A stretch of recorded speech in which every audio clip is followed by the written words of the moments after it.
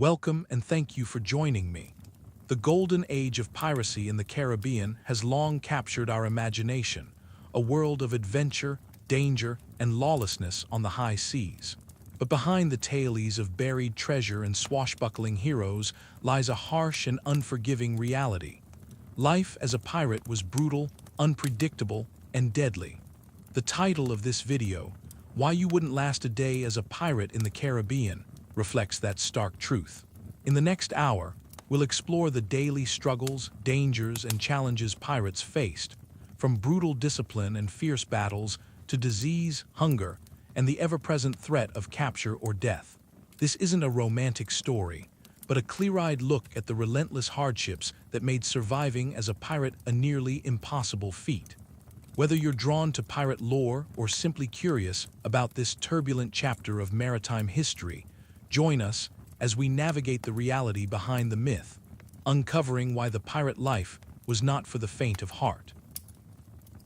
The Caribbean Sea in the early 1700s was a place of extraordinary beauty and immense danger. Turquoise waters lapped against golden sands. Thick jungles blanketed the coastlines of islands shaped by wind and tide. But beyond the scenery, far from the palm-lined beaches and the songs of gulls, a different world unfolded, one of violence, disease, starvation, and fear. This was the world of the pirate. The image most people carry of Caribbean pirates is one shaped more by myth than by memory. They imagine the fluttering black flag of the Jolly Roger, barrels of gold rolling across ship decks, and crews cheering around fires on tropical beaches. But the reality was far more brutal and far less survivable. By the early 18th century, piracy had reached what would later be called its golden age. Dozens of vessels, manned by desperate or defiant men, roamed the waters between the Americas, Africa, and Europe. Many of these pirates were former sailors, men who had served on merchant ships, slave ships, or naval vessels, only to be cast out, underpaid, or driven to mutiny. Others were escaped prisoners, runaway slaves, or political exiles. To become a pirate was, for many, not a fantasy, but a last resort. Life aboard a pirate ship was not the promise of freedom it was often portrayed to be. For every tale of treasure and rebellion, there were weeks of hunger, sunburn, injury, and infection. The ships themselves were often stolen merchant vessels, cluttered, cramped, and poorly maintained. Waterlogged planks, threadbare sails, and leaking barrels of provisions were all part of the daily reality. Conditions aboard were abysmal. Food was usually hardtack, a rock-solid biscuit infested with weevils, and salted meat, long since spoiled in the heat. Clean water was scarce. Rum, often diluted with whatever liquid was on hand, became the default drink. Scurvy, dysentery, and infected wounds claimed more pirates than swords or cannonballs. The heat was constant. Sweat soaked into clothing and never quite dried. The sun blistered skin, and the salt in the air and sea rubbed it raw. Below deck, the air was thick with the stench of mold, body odor, unwashed clothing, and rotting wood. Rats moved freely through the ship's bowels. Fleas, lice, and cockroaches made their home among the bedding. Violence among the crew was common. While some pirate ships operated under a surprisingly democratic system, voting on captains, dividing treasure equally, tensions still ran high. Disputes over food, sleep, or insults often ended with fists, blades, or worse. Punishments could be cruel. Some ships had their own codes of conduct, and breaking them meant flogging, marooning, or execution. Marooning was particularly feared. A crewman left behind on an uninhabited island would be given a pistol with a single shot, not for hunting, but in case he decided starvation was a slower death than the alternative. When ships went to battle, chaos followed. Gunpowder filled the air, smoke choked the lungs, wood splintered like shrapnel, and men screamed over the roar of cannons. Boarding another vessel was a frantic blur of shouting, slashing, and survival. Contrary to popular belief, most pirate crews avoided prolonged combat. A quick victory was the goal: surprise the enemy, overwhelm them, and take what you needed. Damaging the prize ship was bad for business. Still, violence was sometimes unavoidable. And for those caught by naval ships or colonial authorities, the outcome was almost always the same: execution. Captured pirates were tried quickly and hanged in public, their bodies left on display as a warning. In places like Port Royal, Jamaica, and Nassau in the Bahamas, the gallows were busy.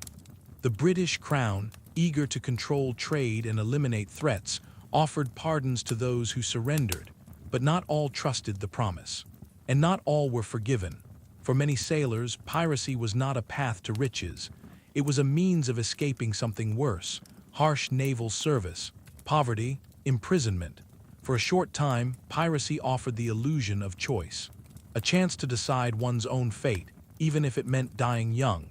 There were also the superstitions, the deep, lingering fears that followed men who made their living at sea. Pirates were notoriously superstitious. Whistling on a ship was thought to summon a storm. Killing an albatross could curse the voyage. Mirrors were covered, coins placed on the eyes of the dead, and men whispered about ships that sailed long after their crews had vanished. Among the most feared were the so-called ghost ships. These were vessels spotted adrift at sea, no signal, no smoke, no crew. Sometimes the sails were torn, sometimes they were perfectly intact.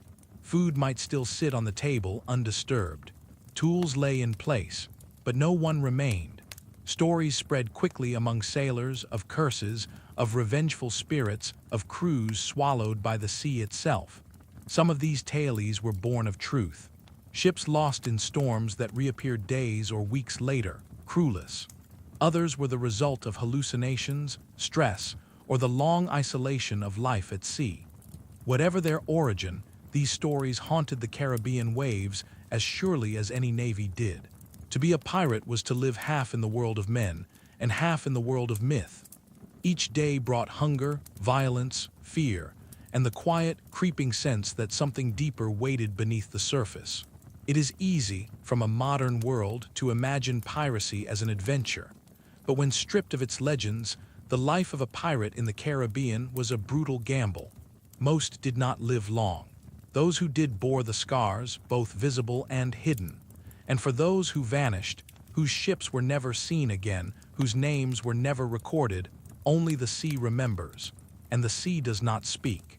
Long before the first musket is fired, long before the first ship is taken, or the first treasure chest unearthed, something begins to change, not in the sails or in the weather, but in the men themselves. For most pirates in the Caribbean, the enemy was not always the empire or the merchant class. Sometimes, the enemy was time, the endless, grinding passage of days beneath a sun that scorched, followed by nights so black that even the stars seemed afraid to look down. Time on the sea is not the same as time on land. It stretches and coils, looping around the hours until each day feels like the one before it. The movement of the waves, the steady creak of the hull, and the moaning wind create a rhythm that numbs the mind. A rhythm that slowly begins to replace the world you knew with something else, something colder. Without regular ports or safe harbors, a crew could remain afloat for weeks without stepping onto solid ground. And in those long stretches between raids, boredom became dangerous. Inactivity on a pirate ship didn't mean peace, it meant a slow unraveling of the human spirit. There were routines, if they could be called that. Some men maintained the sails. Others cleaned the weapons, scraped the deck, or patched torn canvas with rough, salt-stiff cloth. But tasks were often assigned not by rank, but by need or mood. Arguments erupted frequently, even over the smallest things. A misplaced knife, a missing ration, a cold look held too long. The pirates slept in shifts. There were never enough hours or enough room. The lower deck was crowded, hot, and unlit, men crammed into spaces barely wide enough for their shoulders, with only damp cloth or bundled rope for pillows. Many refused to sleep below at all, preferring the open deck even in rain. They said the dreams were worse down there. The lack of privacy changed people. A man might wake up with another's foot in his face, or a rat tugging at the edge of his coat. There was no escape from noise, smell, or each other. Resentments festered, friendships soured, and if one man snapped, if he lost his temper or his mind, It could lead to blood on the deck before breakfast. This is where the pirate code came in.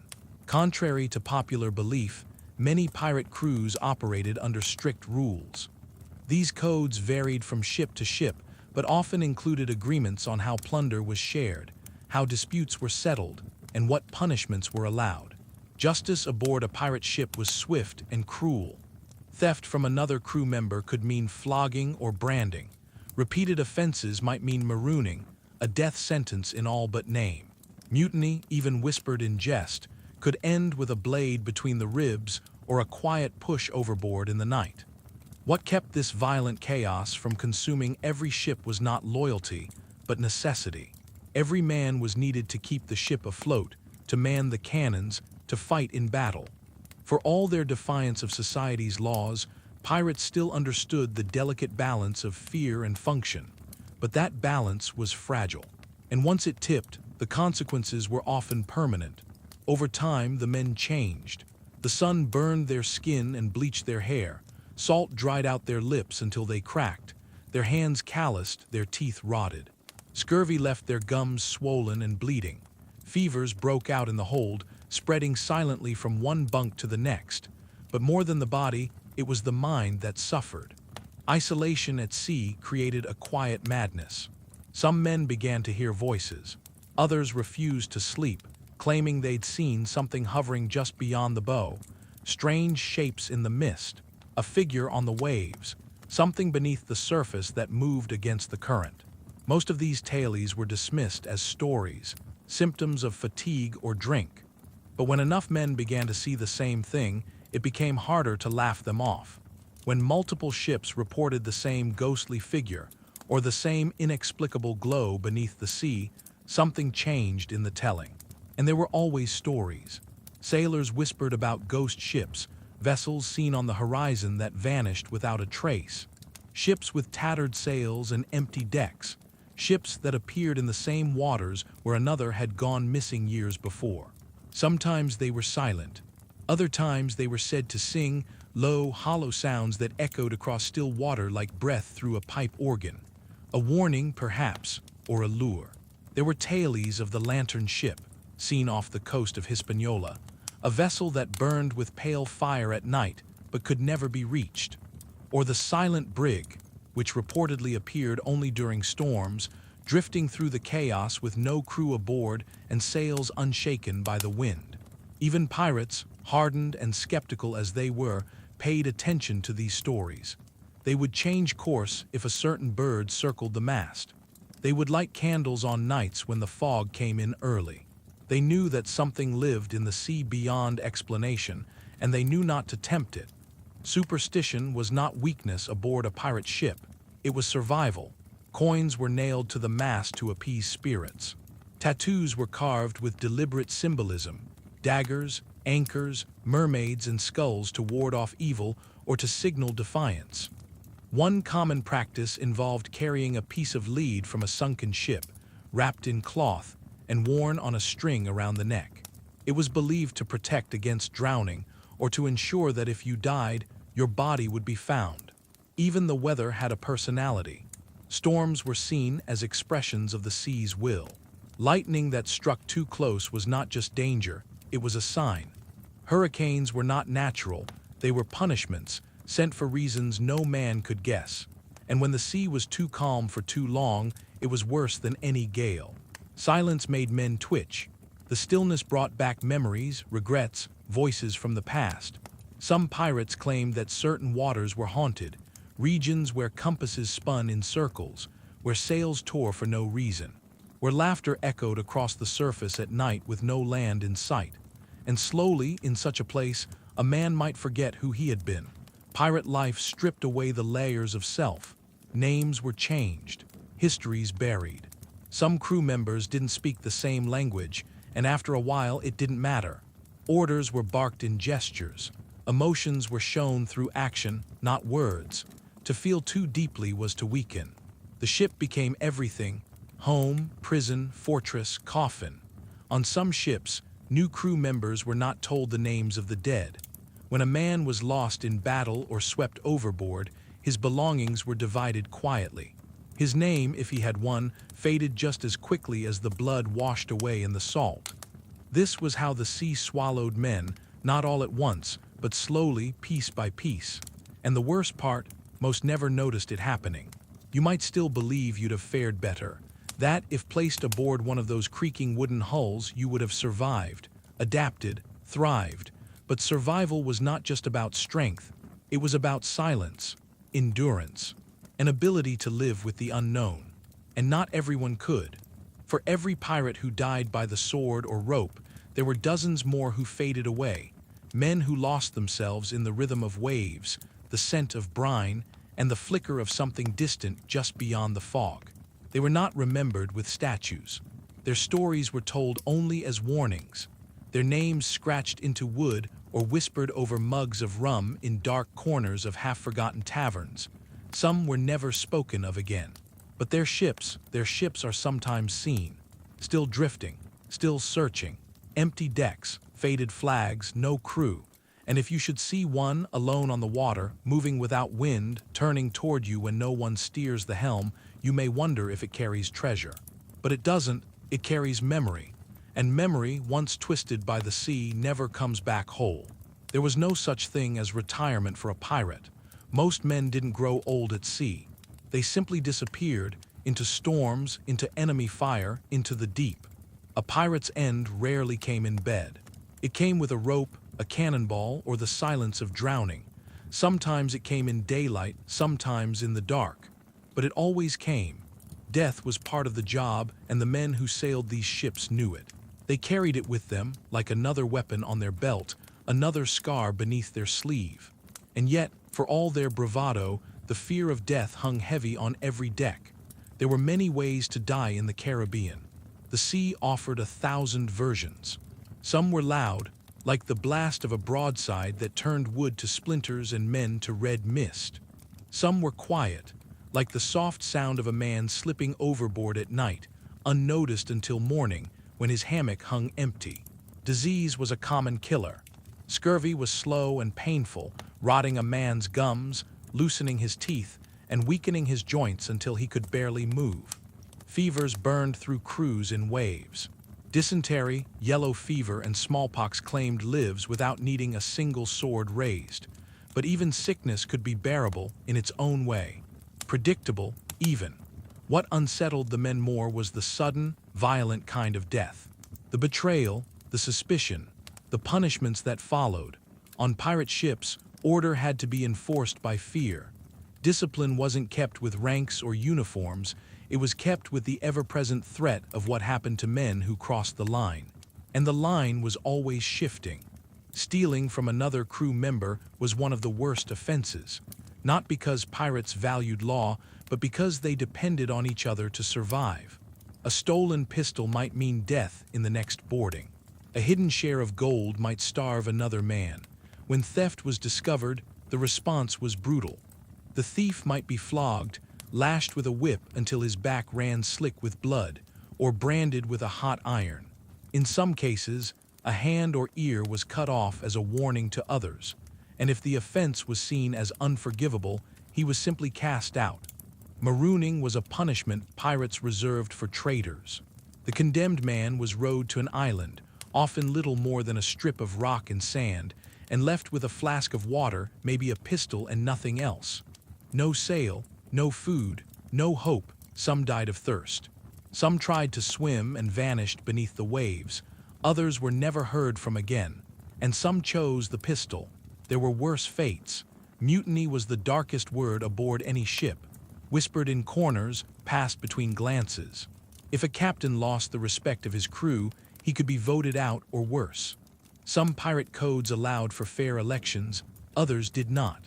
The violent kind of mutiny left the captain floating face down in the shallows, his mouth still full of orders no one wanted to follow. But not all executions were for captains. Sometimes it was just a man who'd seen too much, said too much, or made the wrong friend at the wrong time. Rum loosened tongues, and pirate alliances were fragile. One moment you were raising a cup together. The next, you were tied to the mast, your fate being voted on by torchlight. Justice on a pirate ship was quick and collective. The entire crew decided, by vote or by shout, what should be done. There was no trial, no appeals, no higher authority, only the judgment of tired men, drunk on salt and blood, trying to protect their fragile order. If you were found guilty, the sentence was carried out within the hour. You might be hanged from the yardarm, or tied to a cannon and dropped into the sea. In some cases, they simply stopped feeding you, or locked you in the hold with the rats and the smell of bilge water until the silence made you scream. And when you died, whenever it happened, whatever the reason, your body rarely stayed with the ship for long. Burials at sea were pragmatic, not ceremonial. The dead were sewn into their own hammocks, a cannonball tucked at their feet, and slid overboard with little more than a whispered word. Sometimes not even that. In storms or battles, bodies were thrown into the waves without a glance. The sea took them, just as it always did. But for all their defiance, pirates feared what came after. Not just death, but what might be waiting beyond it. Many pirates came from religious backgrounds, Protestant, Catholic, or otherwise, and though they'd turned away from the churches of land, they carried the fear with them still. They spoke little of salvation. More often, they spoke of haunting, of spirits trapped between worlds, of men who died unavenged, unburied, unnamed. It was believed that a man thrown overboard without prayer might wander the sea forever. This is why some pirates insisted on final rites, even if hastily given. A coin placed on each eye, a cross carved into the mast, a few muttered words of Latin or broken psalm, not out of piety, but out of fear. Fear of becoming one of the lost. The Caribbean was full of ghost stories, and pirates carried them like talismans. Ships that sailed without crews, islands that vanished and reappeared, waters that glowed at night, even when no moon shone.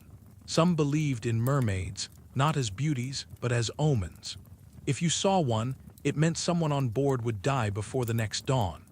There were tales of the dead galleon, a blackened Spanish ship seen drifting near the windward islands, with torn sails and no sound but creaking wood. It never approached, never changed direction, but if you saw it once, they said, it would appear again, closer each time. Then there was the story of the Weeping Deck, a pirate ship whose planks were said to drip water constantly, even in dry sun, as if the ship were crying. Her crew, it was said, had killed a priest who'd begged for his life. Since then, the ship was cursed to weep for every soul it took. Some pirates claimed that when a man died at sea, his soul remained bound to the place he drowned, trapped in the cold current, unable to rise. This is why some refused to swim, even when the ship sank. To fight the sea was to risk its anger. Death at sea wasn't just the end, it was a transformation. It stripped away a man's name, his face, even his voice. All that remained was the echo. Some men tried to protect themselves with tattoos, symbols thought to guard the soul, anchors for stability, eyes to ward off spirits, skulls to show defiance. Others carried relics, tiny bones from birds, dried herbs, bits of iron or coral, anything to hold back the tide. But the tide always came, and when it did, it took more than just the body. It took the self. Aboard a pirate ship, identity was fragile. Men changed names often to hide past crimes or escape old debts. Some barely remembered who they had been before. They became what the ship needed: sailor, gunner, cook, thief. When they died, few remembered their real names. They became stories or nothing at all. This is perhaps the most terrifying truth of the pirate's life. Not that it was short, not that it was violent, but that it ended without legacy, without stone or grave, just the faint suggestion of a name carried on salt wind drifting from ship to ship. There is a quiet horror in that, not the kind that screams, but the kind that lingers. Imagine it now. You are a pirate. You lie still on a rain-slicked deck. Your chest doesn't rise. Your hands are cold. The men around you speak in hushed tones, arguing whether to sew you up now or wait until morning. The sea laps gently against the hull. The stars do not blink. No prayers are said. Your body slips into the water wrapped in canvas. It sinks, and that's it. No story, no family, no headstone or final kiss. Just depth, just darkness. Just the long, slow drift into memory. This is what most pirates feared, not dying but being forgotten. They carved their names into timbers, etched messages into their blades, whispered confessions to the wind, all hoping that something might survive them. A story, a rumor, a ghost.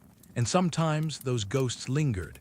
Ships reported strange lights where no boats should be, whispers heard over still seas, songs sung in languages no one aboard knew.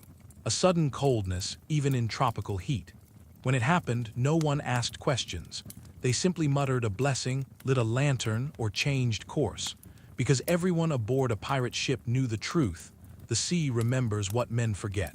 And it never gives anything back unchanged. For all the death that haunted pirate ships at sea, it was often land that delivered the cruelest end. The Caribbean might have offered freedom, but it also held empire. British, Spanish, French, Dutch, all fought for control over the turquoise waters and the gold-laced islands. And while they warred with each other, they agreed on one thing: pirates must hang. The romantic image of pirates as untouchable rogues forever at sea was a fantasy even in its own time. The truth was that most pirates eventually returned to land. They had to, for supplies, repairs, or simply rest. But with every port came a new danger: informants, bounty hunters, betrayals.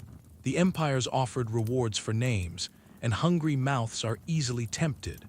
Some pirates were caught in battle, wounded, cornered, their ships burning behind them as they surrendered to the guns of naval frigates.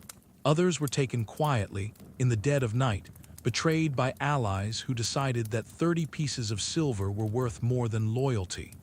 The moment a pirate was captured, his life ceased to be his own. He was shackled, his clothes often torn or stripped, paraded through town as an example. Crowds gathered to jeer and throw rotted fruit. Children stared in awe, merchants cursed. And the pirate, sunburnt and broken, walked past gallows he could no longer ignore. In places like Port Royal, Kingston, and Bridgetown, trials were swift. There were no juries of peers. Just naval officers, colonial governors, and imperial law. Evidence was often flimsy, sometimes just a sailor's accusation or a merchant's ledger, but guilt was presumed. The very label of pirate was enough. Piracy was a capital crime. There were no appeals and few were spared. And yet, in those final days before the sentence was carried out, something strange often happened. Many pirates, men who had laughed in the face of gunfire, men who had cut throats without blinking, became quiet, reflective. Some begged for their lives. Others asked for letters to be sent to long-forgotten families. Some wept.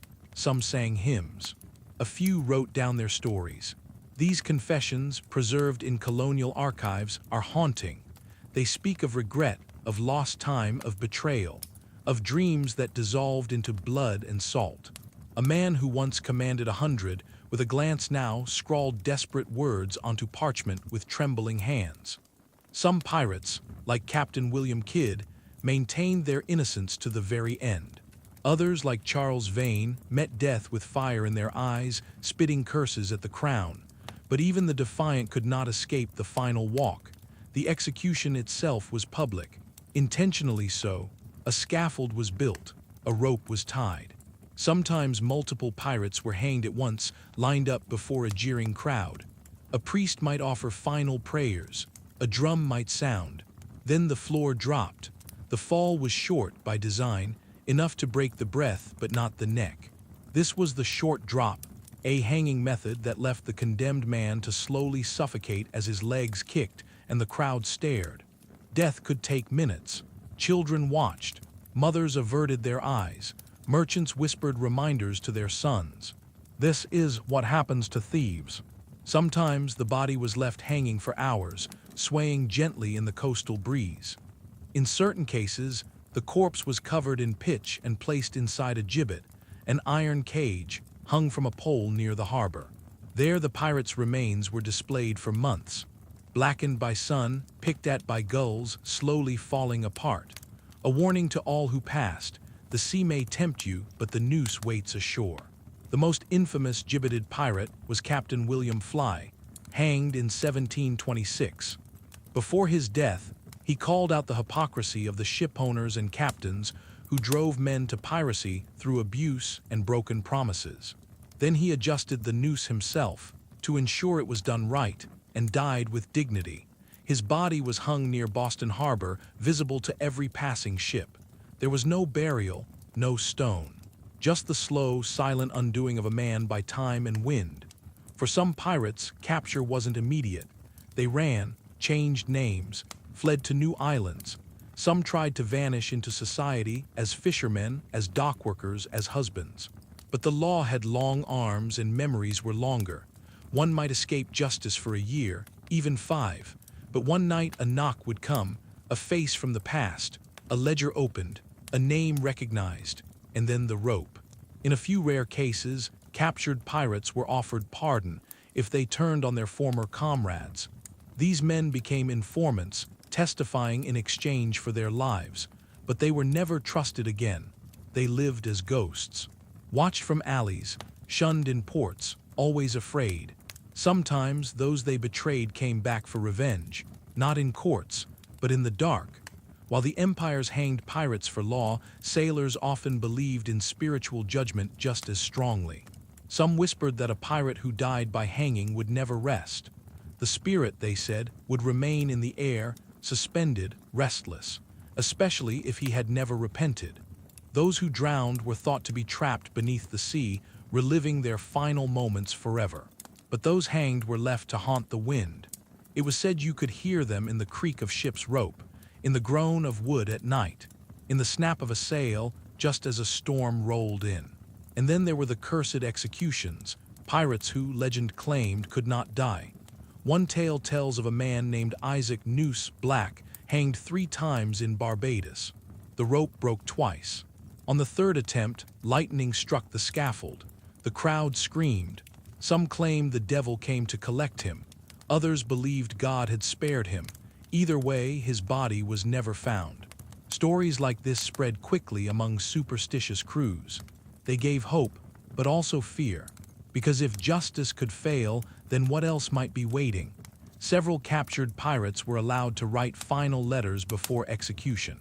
These were often read aloud at the gallows, or published in colonial newspapers to discourage others.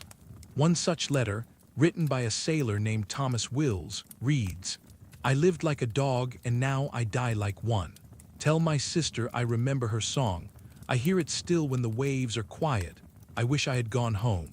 Another, unsigned, simply said, "The sea lied to us. She promised freedom but gave us graves." These final words echoed far beyond the gallows. They became warnings, ghosts of ink and paper drifting through time. What lingers long after the trials, after the nooses are cut and the bones crumble, is the strange emptiness that follows. The Caribbean islands are littered with unmarked graves. Some beneath trees, some beneath courtyards, some beneath the very streets where tourists walk today. Most are unnamed. No records, no epitaphs, just earth and memory. Locals speak of lights flickering near old gallows sites, of strange dreams that come to those who visit too late at night, of shadows that linger in ruined forts and colonial prisons. Are they ghosts? Or are they simply the echoes of too many deaths? Perhaps both. Because the truth is, piracy was not a path to riches or fame or freedom. Not truly. It was a slow erosion of self, a trade of identity for survival. A deal struck with wind and water, where every coin came coated in blood. And when the noose finally tightens or the cell door slams, there is no one left to bargain with. No code, no crew, just silence. And in that silence, the sea waits, as it always has. In the end, every pirate wants the same thing. Not freedom, not fear, not even power. They want treasure. It is the single thread that binds nearly every tale from the golden age of piracy. Spanish galleons heavy with silver from the New World. Chests sealed with wax and stamped with the mark of a king. Gemstones taken from temples. Pearls pried from the mouths of oysters by enslaved divers. Coins etched with the names of long-dead empires traded in whispers under moonlight. But gold, for all its glitter, was never simple. It was heavy to carry, dangerous to spend, and cursed more often than the pirates would dare admit. In the lawless waters of the Caribbean, treasure was never just wealth, it was a burden. When a pirate ship captured a merchant vessel, the hold was often filled with more than just silver. There were silks, sugar, spices, weapons, ivory. The pirates would take what they could carry, but gold and jewels, those were different. They shimmered in the torchlight. They spoke to something older than need, something closer to obsession. Many captains kept a private stash, hidden from the crew. Coins were sewn into jackets, diamonds were slipped into boots. Entire chests were buried beneath floorboards or locked in the captain's quarters, and with every stolen gem came suspicion. Pirates began to watch one another, to whisper. Men who had once fought side by side now glanced over shoulders, counting each other's coins. The greatest threat to a pirate wasn't always the navy. It was his own crew. Greed made men unsteady. It turned brothers into backstabbers. It planted seeds of mutiny in the hearts of those who once cheered together. And when treasure could no longer be safely stored on board, there was only one choice. It had to be hidden. The myth of buried pirate treasure is not entirely fiction. There are documented cases, few, but real, of pirates burying loot on isolated islands. Often, it wasn't because they planned to return. It was because they didn't trust the living, or they feared what would happen if the dead caught up to them. One such story is that of Captain Olivier Levasseur, a French pirate who, according to legend, buried a massive hoard of treasure on an island in the Indian Ocean. When he was hanged in 1730, it's said he threw a cryptic necklace into the crowd and shouted, "Find my treasure, ye who can understand it." The necklace, if it existed, has never been recovered, nor has the treasure. Another tale tells of Henry Every, who vanished after the capture of a Mogul treasure ship. His loot was so immense it caused an international scandal. Some say he buried it in the Bahamas. Others say he melted it down, spending it slowly under a false name. But wherever the treasure went, it left a shadow behind. For to bury treasure is not just to hide it from men, it is to give it to the earth. And the earth, especially in the islands of the Caribbean, remembers what is placed within it. Stories of cursed treasure have circled among sailors for centuries. One Spanish legend speaks of a galleon known as La Llorona del Mar, the weeping one of the sea. She was filled with stolen Incan gold, looted from the temples of a sacred mountain. The priests who died protecting it, they say, cursed every coin. When the ship tried to return to Europe, a storm shattered it on the rocks. Her wreck was never found, but local fishermen still speak of golden light flickering beneath the waves, of voices crying out just before dawn, of nets that come up empty, soaked in salt that smells of blood. Whether truth or legend, such tales were taken seriously by pirate crews. Many refused to touch certain relics, idols, carved stones, golden masks.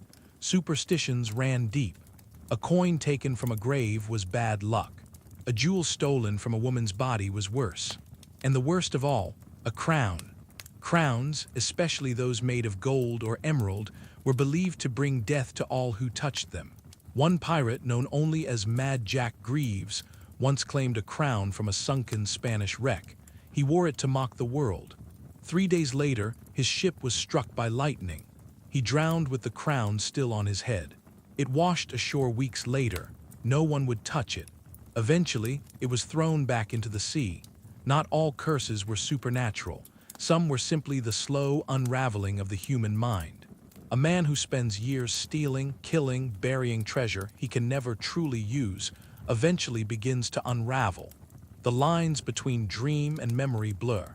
He hears the clink of coins that aren't there, sees glimmers in the dark, feels fingers on his neck when he turns away from the wind. Some pirates began to talk to their treasure. One sailor, recorded in a colonial prison journal, spent his final days whispering to an invisible chest he swore was buried beneath his cell. He died before he could reveal its location.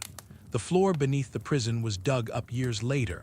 Nothing was found, but guards still said the cell felt cold. Others reported sleepwalking, murmuring in strange tongues, or staring at the moon for hours.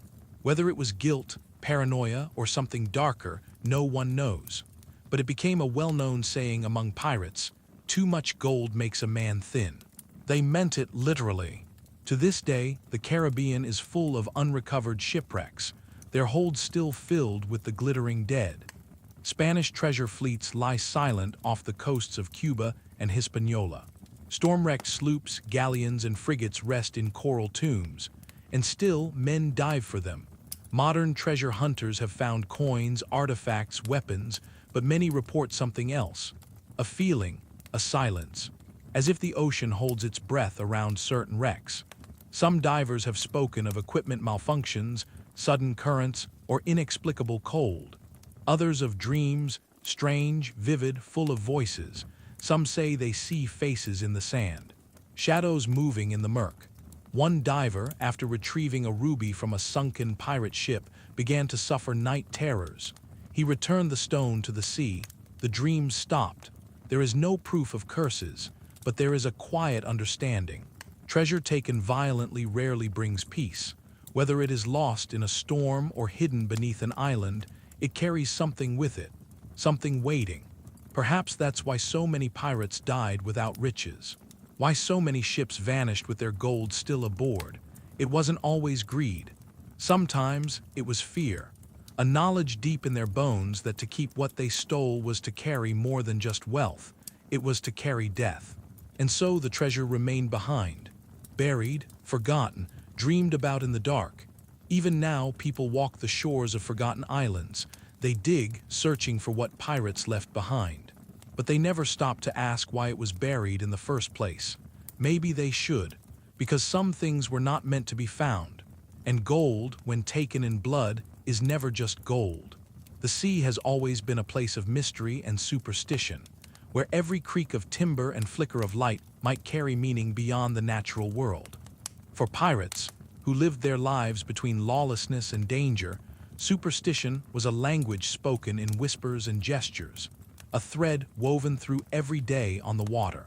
Pirates looked to the skies and the sea not just for weather but for signs, omens of what was to come. A sudden gust of wind, a bird's cry, a shift in the clouds could mean the difference between life and death. They believed that the sea had a will of its own, a consciousness that could favor or punish with equal measure. One of the most feared signs was the appearance of certain birds. The albatross, for example, was often seen as a spirit messenger. To kill one was to invite disaster. Sailors believed that harming these birds would bring storms or curses, and so crews guarded them carefully, even as they grumbled about their noisy presence. Fog was another source of dread. Thick and sudden, it could swallow a ship whole, hiding dangers in its white veil. Pirates told stories of ships that vanished into the mist, never to be seen again. Some claimed the fog was the breath of the sea's spirits, cloaking vessels that had been claimed by the deep. At night, the ocean seemed alive with unseen presences. The glow of bioluminescent plankton might dance beneath the waves, but it was often mistaken for ghostly lights. Pirates spoke of lanterns bobbing on empty decks, the glimmer of eyes in the dark, and songs carried on the wind with no source. These stories were not mere superstition, but survival tools. They kept men vigilant, aware that the sea was a realm where the usual rules did not apply. To ignore the omens was to invite disaster. Ghost ships were the most haunting of these tales. A vessel seen at the edge of vision, sailing without crew or sail, a shadow upon the waves. Sometimes these ships were said to be the souls of lost pirates, doomed to wander forever, searching for peace that would never come. Such stories could unsettle even the toughest men, planting seeds of doubt and fear. And fear, on a pirate ship, could be as dangerous as any enemy cannon. But these tales also offered a kind of comfort. They reminded pirates that they were part of a larger story, one that stretched beyond the horizon and beyond their own brief lives. That in the endless ocean, they were connected to something eternal. And so they sailed on, chasing freedom and fortune, while shadows whispered just beyond the edge of sight. Pirate ships were unlike any other vessels of their time. On land, society was rigid, kings ruled, nobles commanded, and peasants obeyed. But at sea, aboard a pirate ship, the rules changed entirely. Pirates created a world that was, in many ways, a democracy.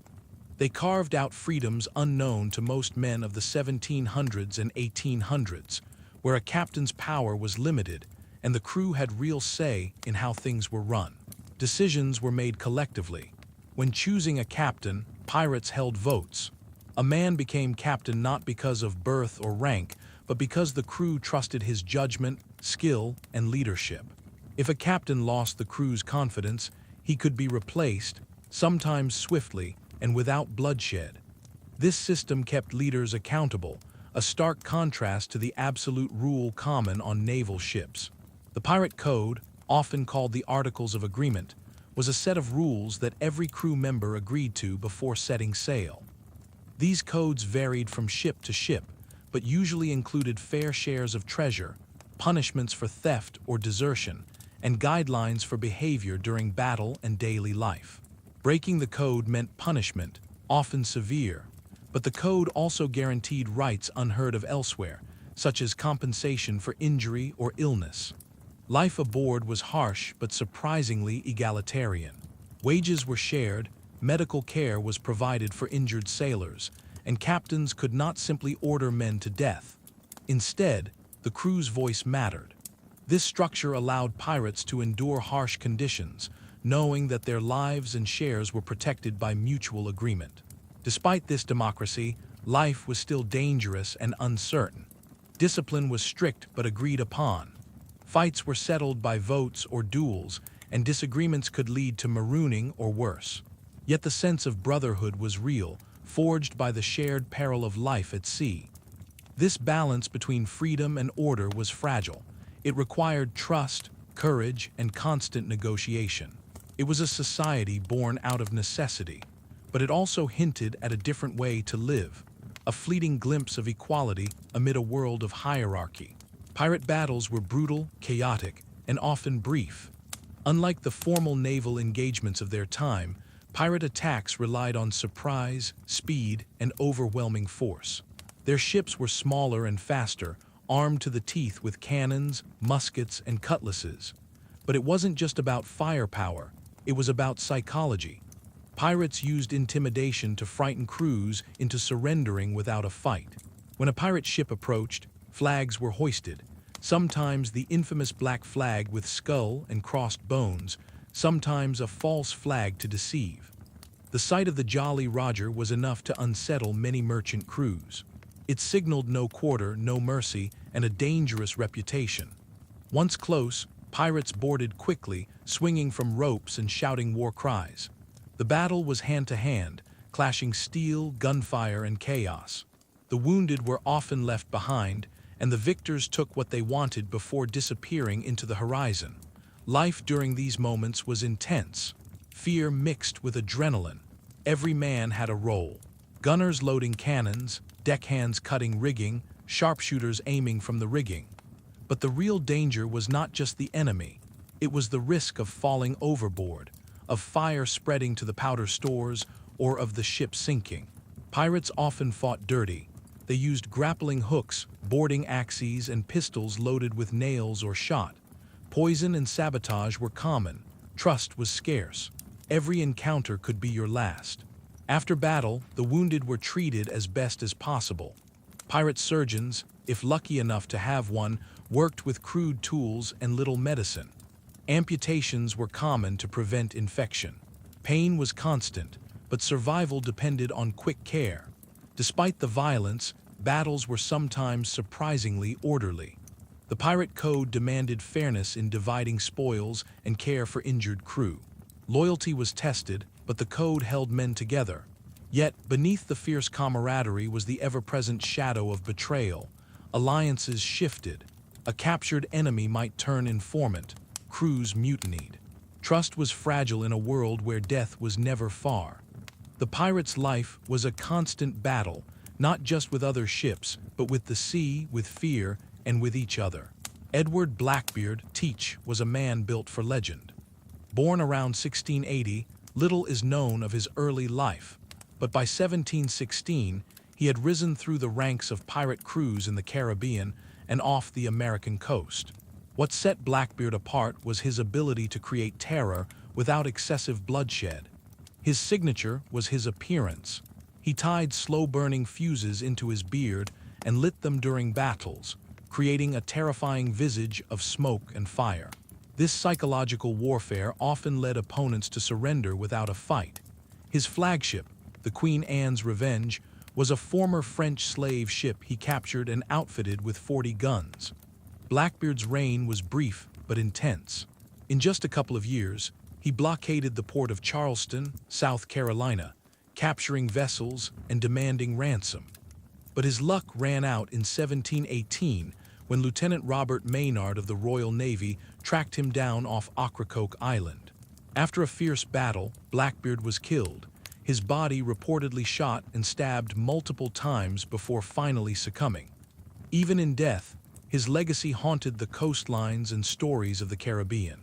Anne Bonny and Mary Read are among the most famous female pirates, defying the norms of their time. Anne Bonny was born in Ireland around 1700 and moved to the Caribbean with her family. Known for her fiery temper and rebellious spirit, she disguised herself as a man to join pirate crews. Mary Read, born around the same time, also assumed a male identity, having grown up dressed as a boy by her mother. Both women joined the crew of pirate Captain Calico Jack Rackham. They fought fiercely alongside men and were known to have been involved in brutal skirmishes. Their courage was legendary, but their lives took a dark turn when the crew was captured by pirate hunters in 1720. Anne's fate remains uncertain. She may have been released due to pregnancy, but Mary died in prison of fever. Their stories challenge stereotypes and highlight the hidden roles women played in piracy. Calico Jack Rackham earned his nickname from his flamboyant, brightly colored clothing. Though not the most successful pirate, his story is intertwined with those of Anne Bonny and Mary Read. Calico Jack preferred cunning and charm over brute force. His ship, the William, was small but swift, enabling hit-and-run attacks on merchant vessels. His career ended abruptly when the crew was surprised in a harbor near Jamaica. Unlike his fierce female crew members who fought until the end, Calico Jack was captured without much resistance. He was executed in 1720, and his flag, featuring the infamous skull and crossed swords, became one of the most recognized pirate symbols. Henry Morgan was a different breed, a privateer with semi-official backing from the English government. Born in Wales around 1635, Morgan used his letters of marque to legally attack Spanish settlements, blurring the lines between piracy and sanctioned warfare. He was a skilled strategist, leading devastating raids on cities such as Portobelo and Panama. Morgan's raids were notable for their scale and brutality, yet he maintained a reputation for discipline and leadership. After years of conflict, Morgan was knighted and became the lieutenant governor of Jamaica. His transition from pirate to official shows the complicated relationship between empire and piracy. Men like Morgan operated in the gray areas of legality, power, and ambition. Bartholomew Roberts, or Black Bart, was among the most successful pirates of his era. Born in Wales in 1682, Roberts turned to piracy after his ship was captured. Known for his strict code of conduct, Roberts demanded order aboard his ships and was said to treat his crew fairly. His preference for style was legendary. He flew multiple flags to confuse enemies and was meticulous in his dress and ship appearance. Roberts captured over 400 ships during his career, demonstrating both boldness and tactical skill. His downfall came in 1722 during a battle off the coast of Africa. Refusing to surrender, Roberts was killed by grapeshot, his death marking the end of one of piracy's most feared figures. Each of these captains tells a story not just of violence and lawlessness, but of survival, leadership, and the strange freedoms found on the edge of empire. Their lives were brief, often brutal, but their legends have endured, echoing through time like the waves that carried their ships. The Caribbean's turquoise waters and hidden coves were not only the stage for piracy, but also the backdrop for secret worlds where pirates could rest, regroup, and trade. These pirate ports and havens were crucial to their survival and success. Far from the watchful eyes of imperial navies, These places thrived in lawlessness and opportunity, becoming hubs of intrigue, commerce, and danger. One of the most notorious was Nassau, on the island of New Providence in the Bahamas. In the early 1700s, Nassau was little more than a small settlement, but it quickly grew into the capital of piracy. Its natural harbors and maze of reefs made it difficult for naval ships to navigate, providing pirates with a natural fortress. At its height, Nassau was home to hundreds of pirates, from hardened captains to desperate crewmen. Nassau was more than just a refuge. It was a pirate republic. The so-called Kingdom of Pirates operated with a surprising level of organization. Pirate leaders like Benjamin Hornigold and Black Sam Bellamy established rules and alliances that kept the peace among the often unruly crews. Ships were repaired, plunder sold, and stories swapped in taverns that echoed with laughter, threats, and the clinking of mugs. Yet the freedom of Nassau was fragile. The British Crown could not ignore the growing pirate threat. In 1718, Governor Woodes Rogers arrived with a fleet, offering pardons to pirates who surrendered and promising swift justice to those who resisted. Many pirates accepted the pardon, hoping for a new life, but others fled or were hunted down. The fall of Nassau marked the beginning of the end for the pirate republics of the Caribbean. Before Nassau, Tortuga was the original pirate stronghold. This rocky island off the coast of Hispaniola was a haven for buccaneers, pirates, privateers, and smugglers since the mid-1600s. Tortuga was a melting pot of nationalities and languages, a place where the outlaws of France, England, Spain, and the Netherlands mingled.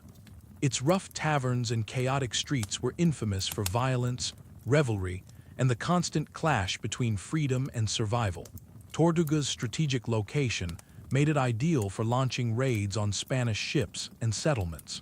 Pirates could slip away quickly after a successful attack, disappearing into the island's rugged terrain or setting sail into the open sea.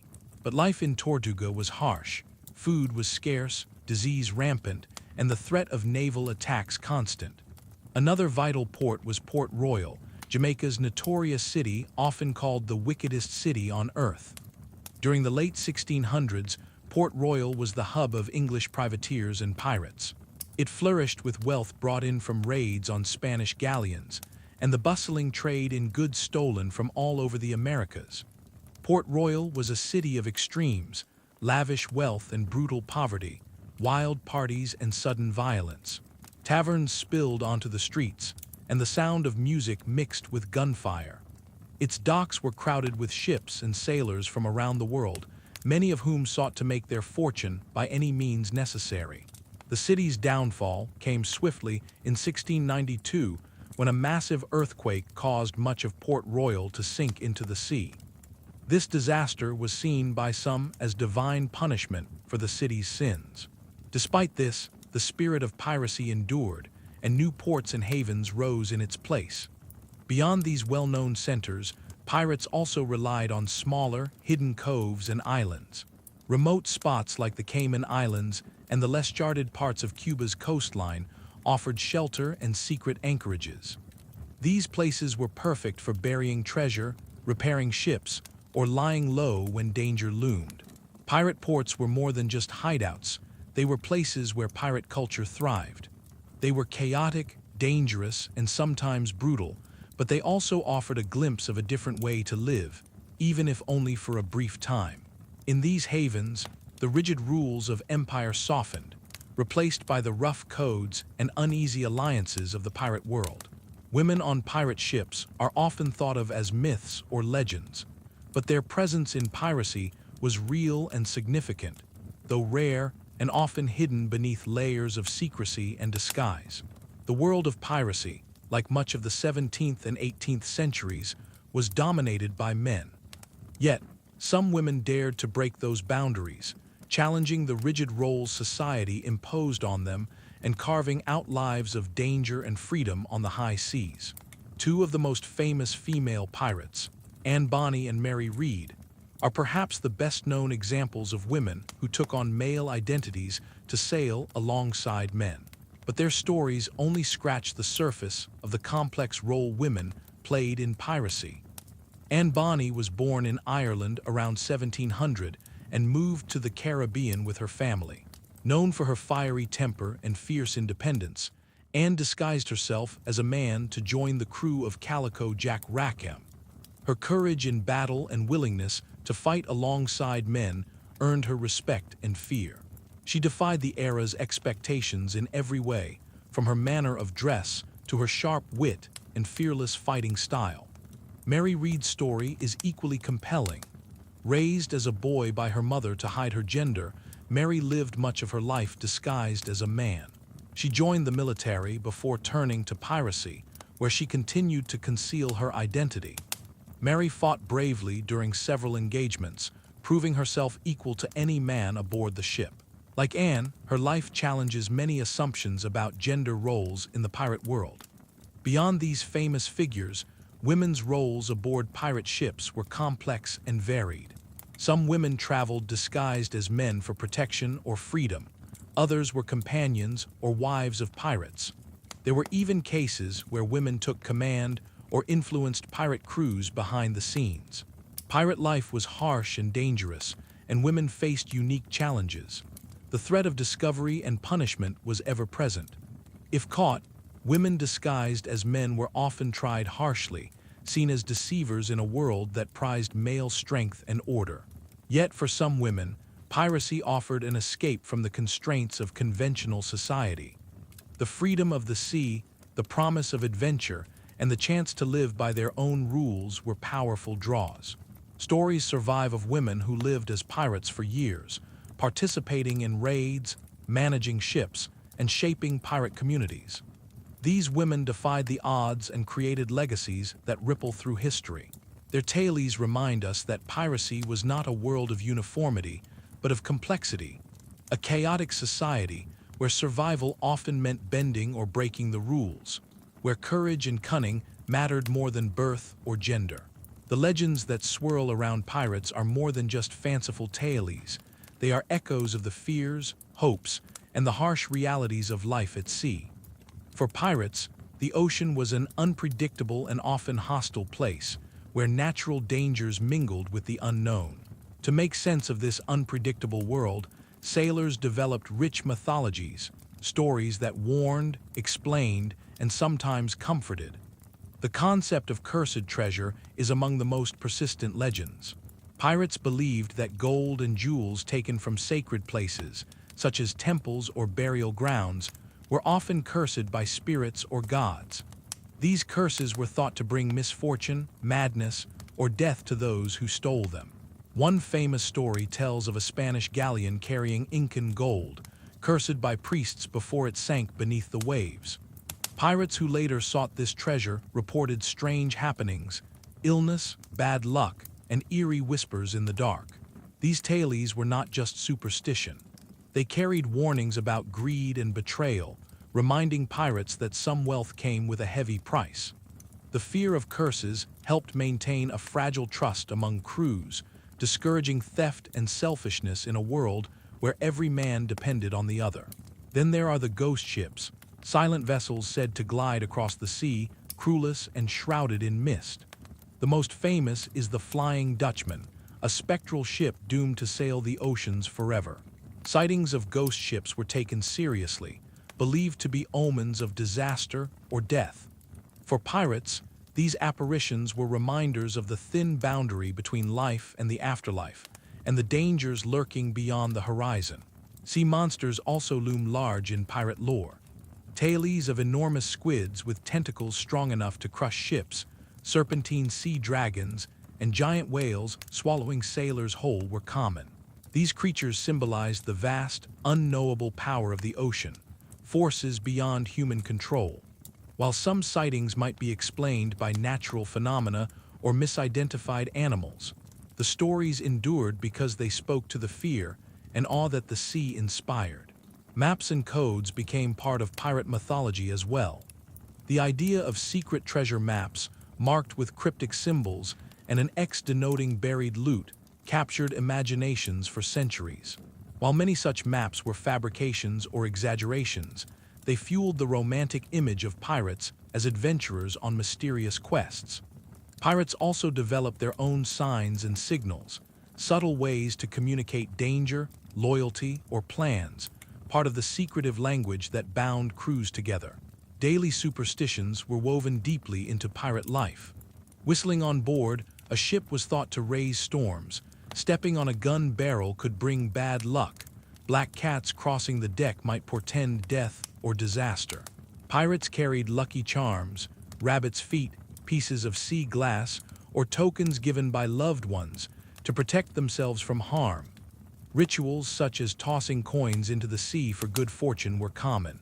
These beliefs offered a semblance of control in a world governed by chaos. These myths and legends were not just stories, they were survival tools. They helped pirates cope with the ever-present dangers of storms, disease, battle, and betrayal. They gave meaning to their struggles and forged a shared culture that transcended nationality or background. Even today, pirate mythology captivates us, a bridge to a time when the ocean was a wild, mysterious place full of unseen forces and untold stories. In the quiet moments, when the waves lapped gently against the hull, it's easy to imagine the whispers of those legends still riding the sea breeze. Life aboard a pirate ship was an experience unlike any other, a floating world where danger, hardship, and freedom intertwined in constant balance. For pirates, their ship was not just a vessel but a home, a fortress, and a community.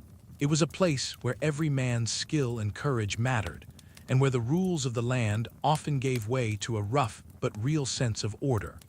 Pirate ships came in many forms, but speed and maneuverability were prized above all else. Sleek sloops, schooners, and brigantines were favored for their ability to outrun larger naval vessels and slip through shallow waters where bigger ships dared not follow. Many pirate ships were captured merchant vessels, refitted with extra cannons and reinforced rigging. These ships were armed with a formidable array of weaponry, cannons capable of firing iron balls weighing up to 200 pounds, muskets for long-range attacks, and the ever-present cutlass, a short, curved sword perfect for close combat. Below decks, conditions were harsh and unforgiving. Space was cramped, air stale and thick with the mingled scents of salt water, tar, sweat, and the less pleasant odors of unwashed bodies. Hammocks swung overhead, hung close together to conserve space, offering little privacy. Rats were a constant nuisance, scurrying freely in the darkness, feeding on scraps and spreading disease. Crew members shared every corner, their lives entangled in close quarters for months at a time. Food aboard was simple and often unappetizing. The staple was hardtack, a dry, hard biscuit that could last for months if kept dry. Salted pork or beef provided protein, though it was often tough and heavily salted to preserve it. Dried peas and beans supplemented the diet, along with whatever fish or fresh fruit could be caught or procured during port visits. Fresh water was a precious commodity, rationed carefully to last through long voyages. Spoiled food and contaminated water frequently led to illness, making hunger and thirst common companions. Hygiene was minimal at best. Daily washing was difficult, and many pirates went weeks without changing clothes or bathing. This lack of cleanliness contributed to the rapid spread of disease. Scurvy, caused by a deficiency of vitamin C, was one of the most feared ailments. Its symptoms, weakness, swollen gums, and bleeding, could incapacitate entire crews. Fortunately, some pirates learned to combat scurvy by supplementing their diet with citrus fruits or other fresh provisions whenever possible. Medical care aboard was rudimentary. Few ships had surgeons, and even when present, these men had limited tools and knowledge. Wounds were treated with whatever remedies were at hand, herbs, wine, or alcohol used as antiseptics. Amputations were a grim necessity for severe injuries, often performed without anesthesia. The dangers of infection loomed large, turning minor wounds into life-threatening conditions. Despite these hardships, daily life aboard a pirate ship was governed by routines and rules agreed upon by the crew. The ship had to be maintained constantly, rigging repaired, sails mended, decks scrubbed, and hulls caulked to prevent leaks. Watch duties rotated in shifts, keeping an ever-vigilant eye for other ships, land, or danger. Discipline was strict but enforced through a code, the Pirate Articles, which the crew collectively agreed upon before setting sail. Punishments for breaking the code could be severe. Theft, desertion, or cowardice might be met with flogging, confinement, or even marooning, abandoning a sailor on a deserted island with little hope of rescue. Yet these harsh penalties were balanced by protections for injured or ill crew members. Pirates often shared their loot equally, and many articles guaranteed compensation for those wounded in battle, a practice unusual for the time. Life aboard was not only hardship and discipline. Moments of camaraderie, celebration, and even joy punctuated the long days at sea. Pirates sang sea shanties to coordinate work and lift spirits, their voices echoing over the waves. Stories were told beneath the stars, weaving tales of past exploits, distant lands, and ghosts of the sea. Shared meals, when fresh food was available, brought temporary comfort, and the bonds forged in danger created fierce loyalty. The social structure aboard pirate ships was surprisingly democratic. Captains were elected by the crew and could be deposed if they lost the crew's confidence. Decisions about where to sail or whether to attack were often made collectively. Shares of treasure were divided openly, with the captain and officers receiving larger portions, but the crew also guaranteed a fair cut. This balance of freedom and order made pirate ships unique in a time when most sailors endured strict hierarchies and harsh punishments. Yet beneath this rough equality lay constant tension and uncertainty. Trust was precious and fragile. The threat of mutiny, betrayal, or capture loomed ever present. Life was a precarious dance between freedom and the dangers that accompanied it. For pirates, their ship was everything. It was a place of peril and possibility, confinement and community. To live aboard was to accept the unpredictable rhythms of the sea, to face storms, battle, hunger, and sickness with resilience and camaraderie. It was a life that demanded courage and cunning, but also offered a freedom few could imagine. And as the waves rocked the ship gently beneath the moonlight, the pirates clung to that freedom, a fragile flame burning bright in the vast, restless ocean. Pirate life might seem like a chaotic world of lawlessness and violence, but in truth, it was governed by surprisingly structured and detailed codes, rules crafted to maintain order, fairness, and survival amid constant danger. These codes, known as Pirate Articles or the Pirate Code, were not arbitrary. They were essential to a pirate crew's cohesion and success. Each pirate crew operated like a small, self-governing society. Before leaving port or engaging in dangerous ventures, the captain and crew would gather to agree upon a set of articles. These rules were explicit contracts, outlining the rights and responsibilities of every crew member. They varied from ship to ship, but shared common principles that reveal a surprising sense of democracy and fairness. One of the most crucial aspects of pirate law was the division of spoils. Unlike the strict hierarchies of naval or merchant ships, where captains and officers reaped the majority of the rewards, pirates insisted on fair shares. The captain might receive 2 shares, quartermasters 1.5, and the rest of the crew 1 each. This system reduced internal conflict, ensuring that even the lowest-ranking sailor had a stake in the ship's fortune. Many pirate articles included clauses guaranteeing compensation for injuries sustained in battle, a practice far ahead of its time. For example, a lost arm or leg might entitle a sailor to multiple additional shares of the loot. The election and removal of leaders was another democratic element. Pirate captains were elected by the crew and could be deposed if they failed to lead effectively or endangered the crew. This accountability was unique for the time, contrasting with the absolute authority naval captains wielded. The quartermaster, often elected alongside the captain, acted as a check on the captain's power, overseeing the distribution of loot and maintaining discipline. Discipline was strict and codified. Offenses like theft, desertion, or cowardice in battle were met with harsh penalties. Theft was considered the worst betrayal, undermining the fragile trust aboard a ship where every man relied on the others. Punishments ranged from flogging to marooning, abandoning a crewmate on a remote island with minimal supplies, effectively a death sentence. Some codes even allowed for the execution of particularly egregious offenders, but such sentences were carefully considered and voted on by the crew. Mutiny was both feared and common. Pirates lived with constant tension between individual ambition and collective survival.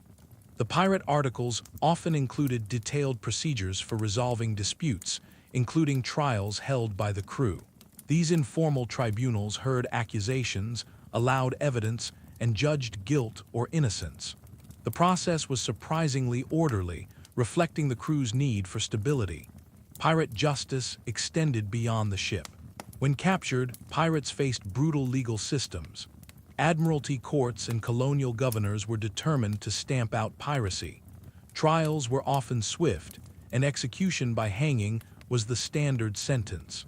These public executions served as grim warnings to discourage others. However, some pirates sought or were granted pardons, often by promising to cease piracy or by offering naval services as privateers. The tension between pirates and governments blurred lines of legality.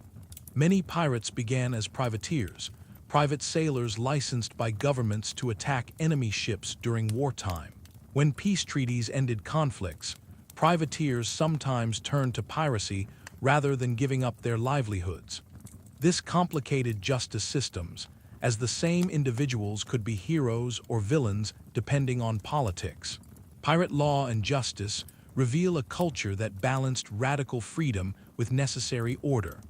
These codes were essential in a world where betrayal could mean death, and trust was a valuable currency. Through their articles, pirates created a society that prized fairness, shared risk, and collective decision-making, elements that challenged the rigid hierarchies of their time and ensured their survival on the dangerous seas. Pirates were not just daring outlaws. They were skilled warriors of the sea, armed with a variety of weapons and tactics honed to survive and thrive on the unpredictable ocean. Understanding pirate weaponry and naval tactics reveals how these seafarers turned limited resources and small crews into formidable threats against the mighty navies and merchant fleets of their time. The backbone of pirate combat was their ships, small, fast, and maneuverable vessels designed for speed and surprise. Unlike the heavily armed but slow warships of navies, pirate ships prioritized agility. Sloops, schooners, and brigantines were popular choices, allowing pirates to chase down prey, evade capture, or navigate shallow coastal waters where larger ships couldn't follow. Armament aboard pirate ships was both diverse and practical. The primary weapons were cannons, mounted on the ship's sides to fire broadsides during battle. Pirates carried a range of cannons, often older or captured naval guns, but their true strength lay in clever positioning and timing. A well-aimed broadside could cripple an enemy ship's sails, rigging, or hull, forcing it to surrender. Cannons fired various types of ammunition depending on the target. Round shot, solid iron balls were used to smash hulls or damage masts. Grape shot and chain shot were particularly devastating against crews and rigging. Grape shot acted like a giant shotgun blast, scattering dozens of small iron balls to injure or kill enemy sailors. Chain shot consisted of two smaller balls linked by a chain, designed to tear through sails and ropes, crippling a ship's mobility. Close quarters combat was equally important. Pirates favored weapons that were deadly, reliable, and easy to wield in the cramped conditions of boarding actions. The iconic cutlass, a short, curved sword, was perfectly suited for fighting in narrow decks and rigging. Its design allowed swift slashes and parries, making it a favorite among pirates and sailors alike. Besides swords, pirates carried pistols and muskets, though these were often single-shot and slow to reload. Pirates usually carried multiple pistols, sometimes holstered on their belts, to fire in quick succession during boarding. The loud, smoky blasts of flintlock pistols added chaos to battles and intimidated enemies. Other weapons included boarding axes, used both as tools and weapons to hack through ropes or wooden doors, and daggers for close combat. Pirates were practical fighters, choosing weapons that combined lethality with utility. Tactics played a crucial role in pirate success. Pirates rarely sought prolonged battles. Instead, they relied on speed, surprise, and psychological warfare. Approaching under false flags or at night, pirates could catch prey off guard. Their ships would close quickly, firing warning shots or disabling sails before boarding. Boarding was the decisive moment of pirate combat. Pirates used grappling hooks and ropes to latch onto enemy ships, then swarmed aboard with swords, pistols, and fierce determination. Intimidation was as important as skill. Pirates were known to shout threats and display brutality to force swift surrender. Communication and coordination during battle were vital. Pirates used flags, drums, and shouted commands to coordinate attacks and maneuvers. Despite their rough reputation, many pirate captains were skilled strategists who studied naval warfare and adapted their tactics accordingly. Pirate crews also prepared for battle by maintaining their weapons, training in combat skills, and assigning roles.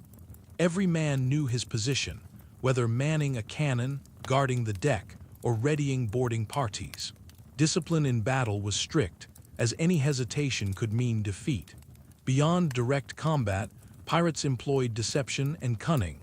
Flying false flags to approach targets undetected was common. Pirates might disguise their ships to resemble harmless merchant vessels, only revealing their true nature at the last moment. Escaping from superior naval forces often involved daring navigation through reefs, shallow waters, or narrow channels. Despite their ferocity, pirates often sought to minimize casualties, especially among captives. Quick victories preserved their crew's strength and prevented damage to valuable ships and cargo. Pirates preferred intimidation and negotiation, using their fearsome reputation as a weapon. In summary, pirate weaponry and naval tactics combined practicality, skill, and psychological warfare. Pirates turned speed and surprise into advantages, using a mix of cannons, blades, and firearms to overwhelm foes. Their knowledge of the sea, combined with ruthless tactics and carefully maintained armaments, made them formidable adversaries in the golden age of piracy. Piracy was more than a collection of isolated acts of robbery at sea. It was a disruptive force that shaped the very fabric of global trade and colonial empires during the 17th and 18th centuries. The presence of pirates on the world's oceans challenged the power of empires, influenced economic policies, and reshaped maritime routes in profound and lasting ways. The Caribbean Sea, the Atlantic Ocean, and the Indian Ocean became hotspots of pirate activity precisely because of their importance to international trade. European empires like Spain, England, France, and the Netherlands established vast colonies, extracting valuable resources, gold, silver, sugar, spices, and more, that fueled their economies back home. These goods were transported across the oceans by merchant fleets, laden with wealth and ripe for pirate attack. Pirates capitalized on this flow of riches. Their raids disrupted supply lines, forcing merchants and navies to invest heavily in protection. Convoys escorted by naval warships became common, slowing trade but reducing losses. Insurance premiums rose, and shipping costs increased. Pirates' threats added a new layer of complexity to the burgeoning global economy. The economic impact extended beyond immediate losses. Pirates forced empires to rethink their naval strategies and colonial policies. To protect their trade interests, nations built stronger navies and established fortified ports in strategic locations.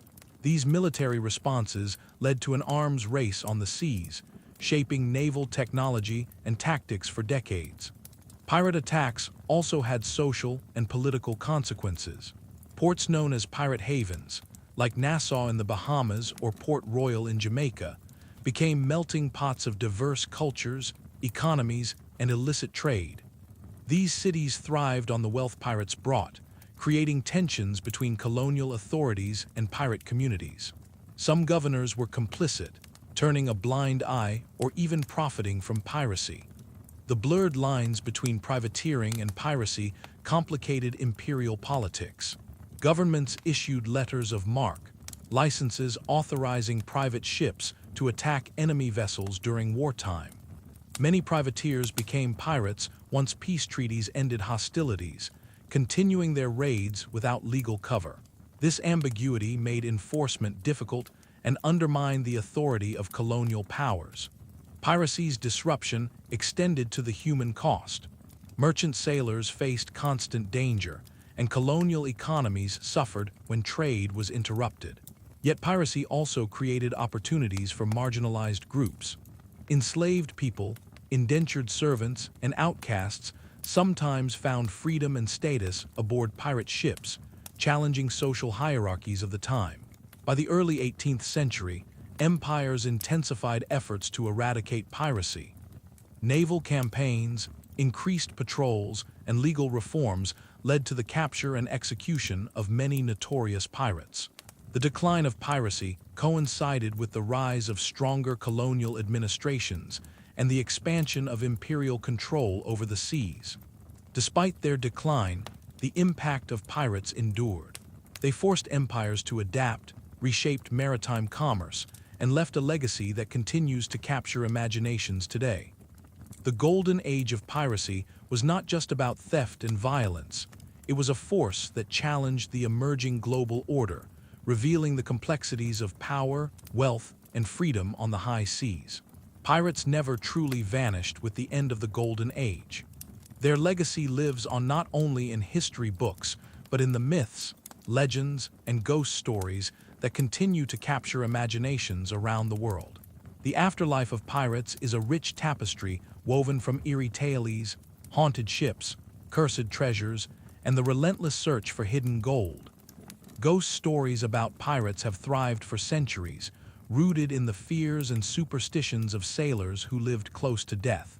Tales of spectral ships sailing fog-shrouded waters, phantom crews endlessly doomed to roam the seas, and cursed souls trapped between worlds are common across maritime cultures. The most famous of these legends is the Flying Dutchman, a ghost ship said to sail the oceans forever, its captain cursed for defying the natural order. Sightings of ghost ships were often seen as omens of doom, portending storms, shipwrecks, or death. Pirate graves and lost treasures are fertile ground for stories of curses. Many pirates buried their loot in secret locations, leaving behind maps and clues, some genuine, others fabricated, that have fueled centuries of treasure hunts. The idea of cursed gold, cursed by vengeful spirits or divine punishment, is a recurring theme. These curses were believed to bring misfortune, illness, or death to those who dared to disturb the pirates' resting places or claim their hidden wealth. Modern treasure hunters continue to search for pirate gold, driven by tales passed down through generations and the allure of unimaginable riches. Shipwrecks, submerged in the depths, hold artifacts and clues that connect us to pirate history. Underwater archaeology has uncovered fascinating treasures, but many secrets remain buried beneath the waves, waiting for discovery. Pirate myths have also seeped into popular culture, shaping how we imagine pirates today. From swashbuckling heroes to ruthless villains, from the Jolly Roger flag to eye patches and parrots, much of our collective image of pirates comes from stories told long after the last pirate was hanged. Literature, film, and folklore have romanticized pirates, blending fact and fiction into enduring legends. Beyond entertainment, these myths reflect deeper truths about human nature, our fascination with freedom, rebellion, and the unknown. Pirates symbolize defiance against authority, the allure of adventure, and the price of living outside the law. The afterlife of pirates is a realm where history and legend intertwine. Their ghostly echoes remind us that the seas hold mysteries beyond the horizon, and that the stories we tell about pirates continue to evolve, inviting us to imagine a world where the line between the living and the dead, between reality and myth, is as shifting as the tides. The world of piracy and the history of slavery are deeply intertwined, reflecting the complexities and contradictions of the age. While pirates are often imagined as symbols of freedom and rebellion, their relationship with slavery was far from simple. Across the Caribbean, Atlantic, and Indian Oceans, piracy intersected with the brutal realities of the transatlantic slave trade, involving both complicity and resistance. Slavery was the backbone of many colonial economies during the golden age of piracy. European powers transported millions of enslaved Africans to the Americas to work on plantations producing sugar, tobacco, and other goods. These ships, called slave ships, were lucrative targets for pirates, who sought to capture the valuable human cargo along with goods and gold. Pirates attacked slave ships for multiple reasons. Some sought profit by selling captured slaves themselves, continuing the cycle of human exploitation.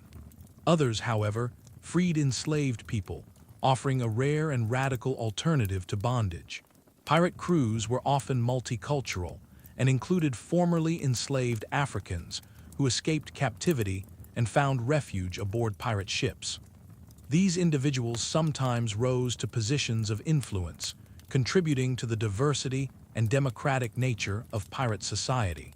The infamous pirate Black Sam Bellamy is said to have had a mixed crew that included escaped slaves. Similarly, the pirate Jean Lafitte, operating in the Gulf of Mexico, was known for harboring freed slaves and challenging the rigid racial hierarchies of the time. Pirates' acceptance of former slaves was exceptional in an era marked by harsh racial discrimination. Yet, pirates were not uniformly liberators. Some engaged in the slave trade themselves or sold captured slaves for profit. The line between pirate and slave trader could be blurred, shaped by economic opportunity and survival. This duality complicates the romanticized image of pirates as champions of freedom.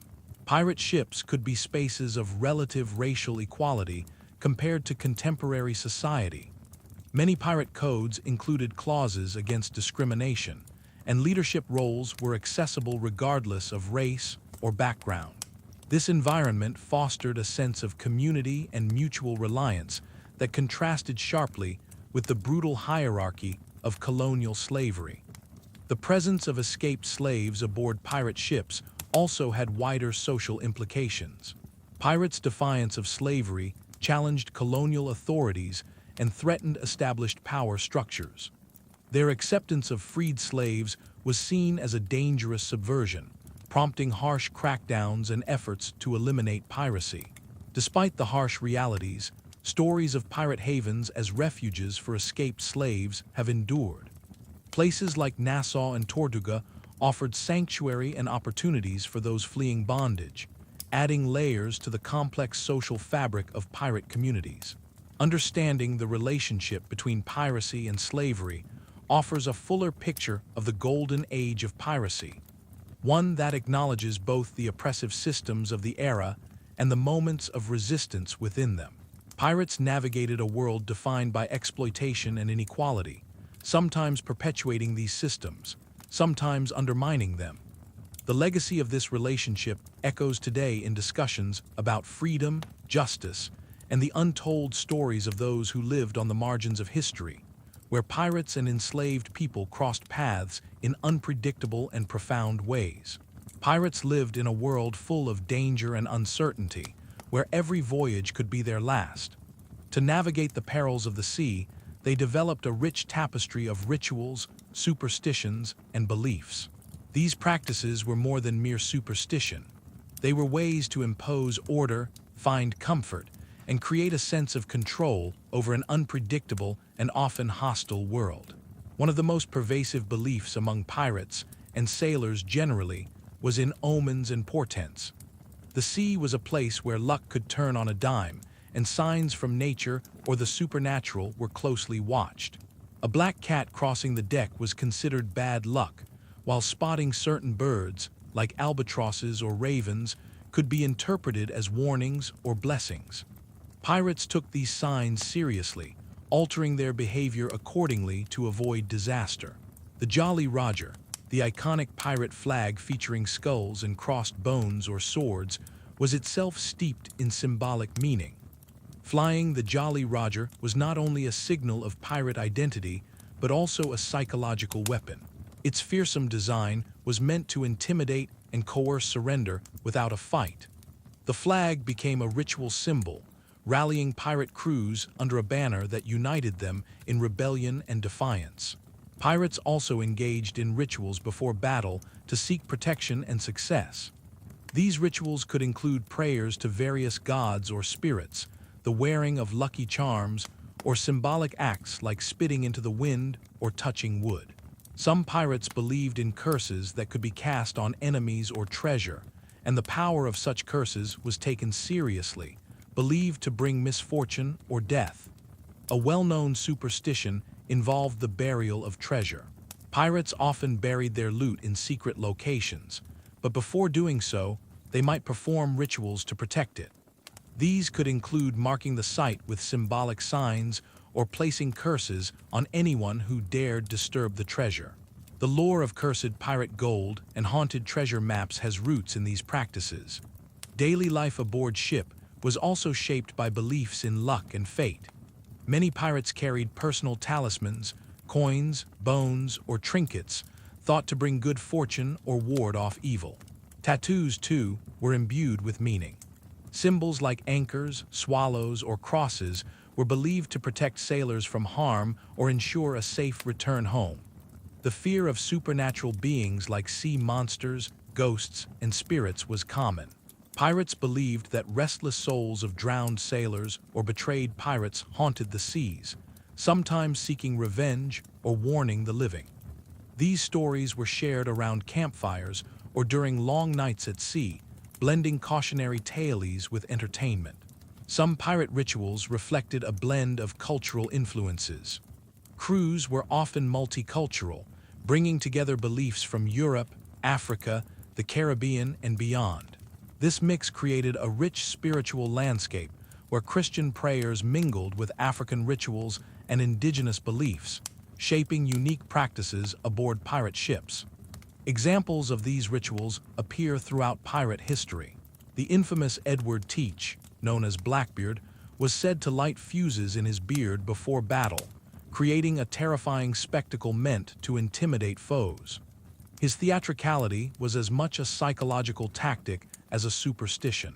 The persistence of pirate superstitions reveals the human need for meaning in a dangerous world. These rituals provided structure, comfort, and a sense of community amid chaos. They remind us that beneath the fearsome reputation of pirates were people seeking protection and hope in the face of the vast, unpredictable ocean. Pirate life was harsh and unpredictable, filled with danger and long stretches of boredom at sea. In this challenging environment, music and storytelling played vital roles, binding crews together, lifting spirits, and preserving pirate culture through oral tradition. The songs pirates sang and the stories they told were more than entertainment. They were tools of survival, community, and identity. Sea shanties were the work songs of the ocean, designed to coordinate the rhythm of group tasks like hoisting sails, hauling ropes, or rowing. These songs had steady beats that helped pirates synchronize their movements, making difficult labor more efficient. But beyond utility, shanties carried emotional weight, expressing hopes, fears, and the longing for home. The lyrics of pirate shanties often touched on themes familiar to seafarers: the dangers of storms, the pain of separation, the lure of freedom, and the harshness of pirate life. Songs like Drunken Sailor or Blow the Man Down have roots in maritime tradition and may have been sung by pirates or sailors of the era. These songs were passed down orally, changing with each telling, reflecting the diverse backgrounds of pirate crews. Storytelling was equally important. Pirates shared tales of their adventures, battles, and narrow escapes, stories that served both to entertain and to pass down valuable knowledge. These tales often included warnings about treacherous waters, rival pirates, or supernatural dangers like ghost ships and sea monsters. They also helped maintain morale, forging a shared identity and reminding crew members of their common purpose. Some stories became legends, growing in the telling. The exploits of famous pirates like Blackbeard or Anne Bonny were recounted with embellishments, turning them into larger-than-life figures. These narratives blended fact and fiction, creating the mythos of piracy that still captivates us today. Music and storytelling also had ritual significance. Songs might be sung before battle to steel nerves, or after a successful raid to celebrate. Storytelling nights under the stars provided a sense of normalcy and camaraderie amid the chaos of pirate life. The multicultural nature of pirate crews enriched their music and stories.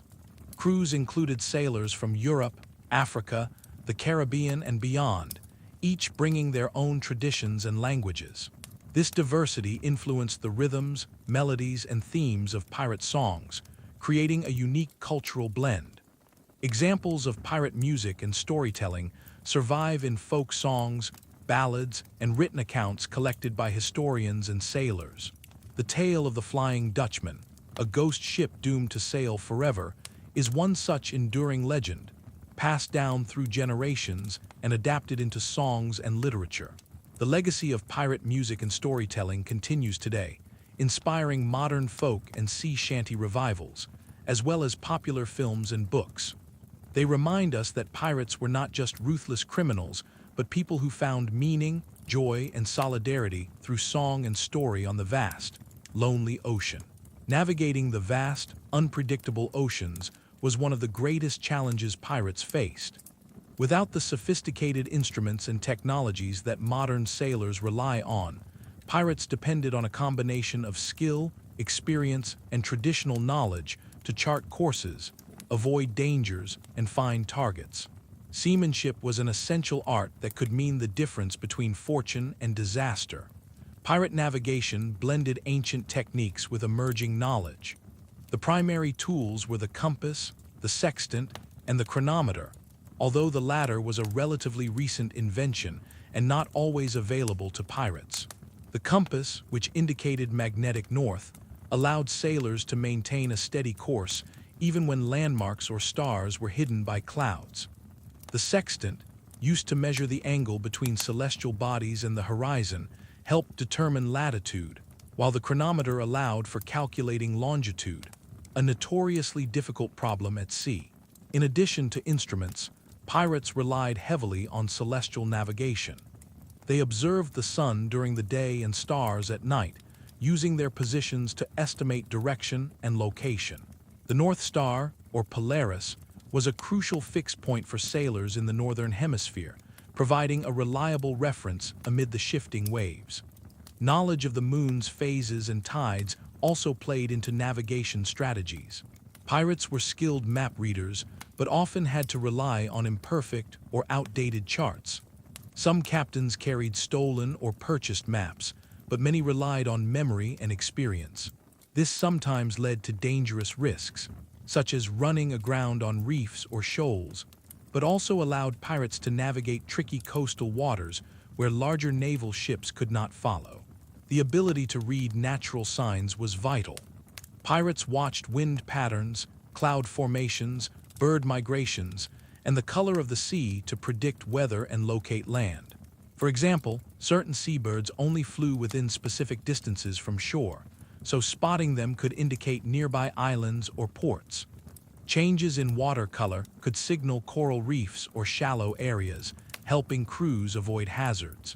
Seamanship also involved mastering the handling of the ship itself. Pirates had to be experts in sail management, steering, and maintaining the rigging. Quick, precise maneuvers were often necessary during chases or battles, where timing and control could decide victory or defeat. The knowledge of how to reef sails in storms or navigate at night was crucial to survival. Pirate captains were often skilled navigators who combined knowledge with intuition. They balanced risks and rewards, deciding when to sail through dangerous waters to catch vulnerable prey or when to retreat. Some pirates became renowned for their navigational prowess, using secret routes and hidden coves to evade enemies and surprise victims. Despite their expertise, Pirates faced constant dangers from unpredictable weather, storms, and natural obstacles. Navigational errors could lead to shipwrecks or capture. Yet their adaptability and seamanship skills allowed many to survive and thrive where others failed. Pirate navigation was also shaped by cooperation. The crew worked together, with experienced sailors teaching novices. Roles like the helmsman, who steered the ship, or the lookout, who scanned the horizon for threats or prey, were vital parts of the operation. Communication and trust were essential, especially when visibility was poor or conditions were rough. The legacy of pirate navigation is evident in the maritime traditions that followed. Their mastery of the seas contributed to the knowledge of ocean currents, coastal geography, and celestial navigation, influencing later explorers and sailors.